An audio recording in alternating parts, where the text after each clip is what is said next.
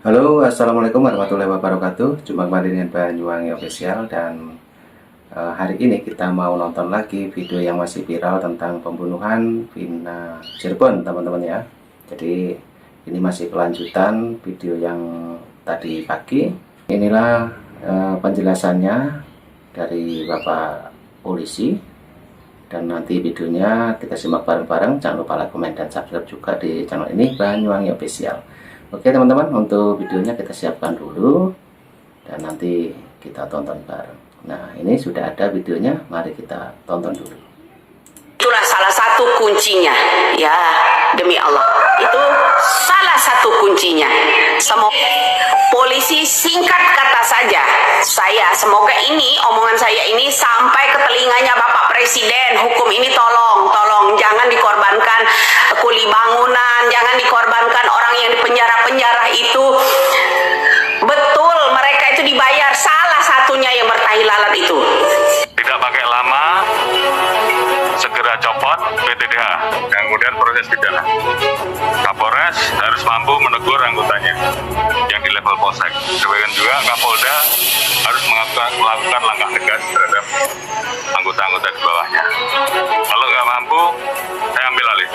Jangan sampai pemerintah dianggap lemah. Jangan sampai juga Polri dianggap lemah. Hotman Paris curiga Ibtu Rudiana terlibat terima uang suap di kasus pembunuhan Vina Cirebon. Jenderal Listio Sigit ungkap hal ini. Muncul sosok Hegirian Prayoga, bantah jadi pelaku kasus pembunuhan Vina Cirebon. Nama Hegirian Prayoga atau biasa dipanggil Egi menjadi korban cocok logi netizen. Hal tersebut terjadi usai polisi rilis nama dan ciri-ciri daftar pencarian orang pada kasus pembunuhan Vina Cirebon. Akhirnya banyak netizen yang berspekulasi bahwa Hegirian Prayoga merupakan salah satu pelaku DPO. Ditemui di sebuah kafe di Jalan Perjuangan, Kota Cirebon, Egi menjelaskan bahwa beberapa foto yang beredar di media sosial memang miliknya. Namun ia menegaskan bahwa ia bukan pelaku yang dituduhkan. Salah satu foto yang tersebar, yakni saat dirinya menggunakan topi hitam terbalik dengan telinga bagian kiri dalam kondisi bolong. Di dalam bingkai foto itu terdapat juga foto Peggy Setiawan yang baru-baru ini ditangkap dan disebut korban salah tangkap. Dalam bingkai foto itu juga tertulis kalimat, "Coba netizen sama gak?" Egi sendiri memiliki beberapa kemiripan seperti namanya dari Hegi dan Peggy. Tingginya sekitar 160 cm dan badannya yang kecil saat foto tersebut beredar. Namun kini, badan Egi lebih gempal dibanding fotonya dulu. Ya, nama saya Hegirian Prayoga atau biasa dipanggil Egi. Jadi foto yang beredar itu beberapa di antaranya benar foto saya. Awalnya saya juga kaget kenapa bisa viral seperti ini. Setelah dicari tahu ternyata disangkut pautkan dengan pelaku kasus Vina dan Eki. Sementara saya tidak pernah melakukannya sama sekali. Tuduhan semua tidak benar, ujar Egi saat diwawancarai media. Ia menjelaskan bahwa fotonya mulai viral sekitar 2 minggu yang lalu. Awalnya dia mengira itu hanya bercandaan saja dan tidak terlalu menanggapinya serius. Namun setelah 3 hari situasinya menjadi semakin serius. Saya juga kaget, tidak menyangka sama sekali, ucapnya. Lebih lanjut, Egi menambahkan bahwa dia memang pernah memakai anting, tetapi sudah dilepas sejak 2 tahun lalu. Atas viralnya foto saya merasa sangat terganggu. Banyak ancaman kepada diri saya pribadi dan keluarga. Ancaman dari netizen, diancam sampai mau dibunuh. Sampai adik saya juga mendapat ancaman akan diperkosa dan dibunuh. Jelas pemuda asal desa Kepongpongan, Kecamatan Talun, Kabupaten Cirebon ini. Egi juga mengungkapkan bahwa akibat viralnya foto tersebut, dia sempat didatangi oleh polisi dari Polda Jabar dan Polres Cirebon Kota 3 hari setelah foto-foto tersebut viral. Polisi datang ke rumah menanyakan apakah mengenal korban dan pelaku kasus Vina. Saya jawab jujur sejujurnya tidak kenal.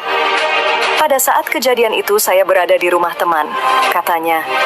Egy menekankan bahwa foto dengan motor ninja dan jaket XTC yang beredar di media sosial adalah milik temannya yang hanya dia pinjam untuk foto. Kronologi Polda Jabar tidak tangani kasus Vina Cirebon diungkapkan Anton Carlian. Irjen Pol Dr. Anton Carlian MPKN menceritakan peran Polda Jabar dalam penanganan kasus Vina Cirebon.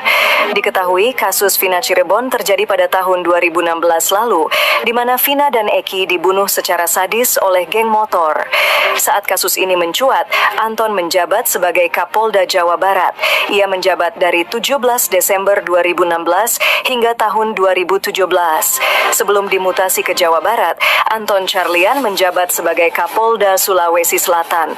Anton Carlian mengakui saat kasus Vina Cirebon terjadi dan mulai diusut saat menjabat sebagai Kapolda Jabar.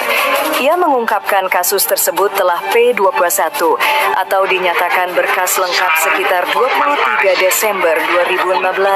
Saat itu ia baru 5 atau 6 hari menjabat sebagai Kapolda Jawa Barat. Sementara insiden Vina Dewi Arsita dan Muhammad Rizky alias Eki disiksa hingga tewas di Cirebon pada Sabtu 27 Agustus 2016 silam. Anton lalu mengungkapkan situasi dan kondisi pada masa dirinya menjabat di Polda Jabar. Kasus ini tidak dilaporkan oleh Direskrim karena dianggap tidak menjadi atensi dan meresahkan masyarakat. Kalau dari awal meresahkan tentu ini di take over akan diambil Polda Jabar, kata Anton. Anton mengatakan saat itu kasus pembunuhan Vina Cirebon cukup ditangani Polresta Cirebon. Awalnya Vina dan Eki dianggap sebagai korban kecelakaan, namun setelah diselidiki lebih dalam, ternyata mereka korban pembunuhan sadis geng motor.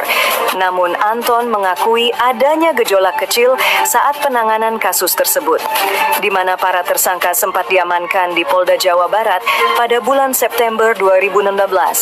Alasannya ada kebencian dari masyarakat terhadap para tersangka.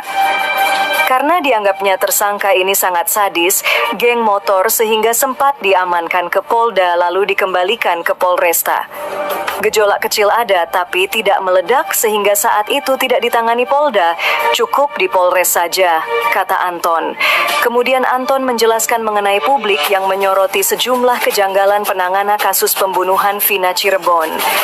Kejanggalan pertama yang disorot mengenai ayah Eki, yakni Ibtu Rudiana yang disebut ikut campur menangani kasus tersebut. Padahal saat itu Ibtu Rudiana bertugas di Satuan Narkoba. Anton menuturkan, Ibtu Rudiana juga berstatus pelapor dalam kasus tersebut. Tetapi tidak berarti beliau yang menangani ini bisa dibuktikan kan ada surat perintah penyidikan. Ada enggak nama beliau? Setelah kita cek tidak ada nama beliau, kata Anton.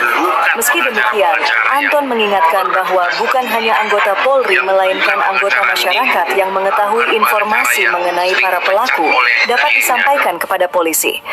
Tentu ini diuji untuk menetapkan tersangka ada bukti yang cukup, bukti permulaan cukup. Kita ketahui adanya 2 alat bukti ditambah 1 petunjuk, katanya.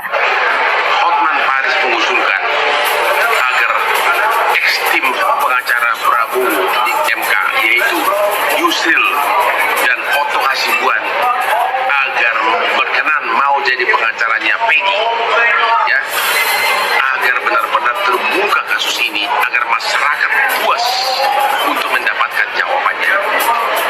Hotman tidak bisa mewakili Peggy karena Hotman sudah menjadi kuasa hukum dari keluarga almarhumah Vina.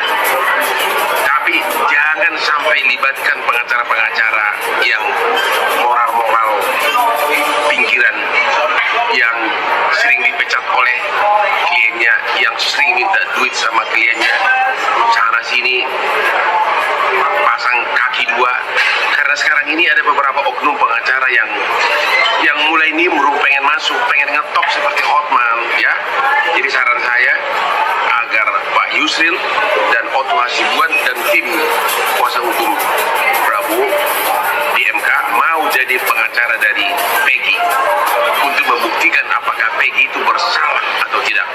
Kita perlu pengacara pintar dan reputasi tinggi, bukan pengacara murahan yang mau nimbrung, mau ikut masuk loh. Nah, itulah teman-teman yang kita tonton untuk hari ini tentang pembunuhan Vina Cirebon.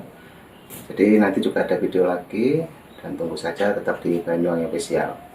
Oke, jadi yang mau komentar silahkan tulis di kolom komentar saya mengenai video yang baru saja kita tonton.